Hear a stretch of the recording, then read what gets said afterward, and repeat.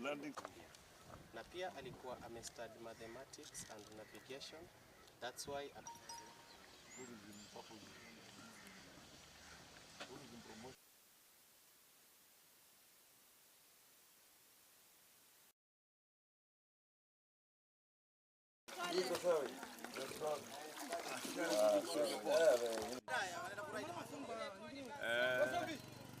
For the last 3-4 months tunaona utalii hapa Malindi, haswa mji wa Malindi imeendelea vizuri sana. Tumekuwa na wageni wengi na wale wageni tumekuwa nao ni local tourist, wageni wetu hapa kwa hapa. Nairobi, Mombasa, Nakuru, Kisumu wanafurahia kuwa Malindi. Malindi tuna mambo mengi sana. Tuna Marine Park, Vasco da Gama, na pia hivyo hivyo tuko na Dubai ndogo. Mahali watu wanaweza enda na kuona kabisa wako Dubai.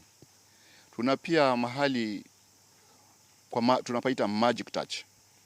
Mahali mto wa Sabaki kutoka Odhe Athi River mpaka Indian Ocean zimekutana.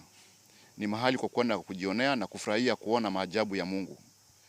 La pili, kwa vitanda ama hoteli mingi, tunashukuru kuwa hoteli zote zinafurahia wageni kuongezeka. Na hao wageni wameongezeka ni wageni wa huku. Hao tuliosema, we call them the local tourists. Wakenya ni watu wanaopenda utalii. Tumeona hakika wanakuja kwa wingi na tungependa kuambia turathi zetu ni muhimu. We have historical sites that built into the history and culture of this nation.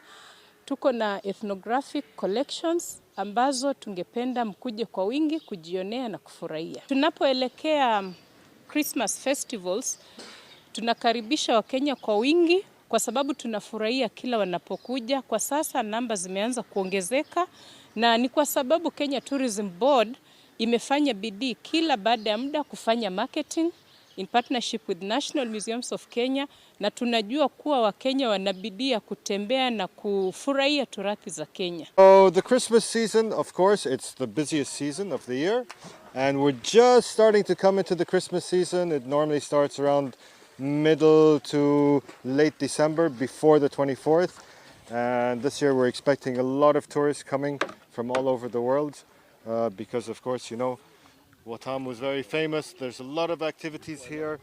The water is amazing, especially at this time of year. In the morning, it's very flat, very, very clear, and it's really an amazing destination to come to.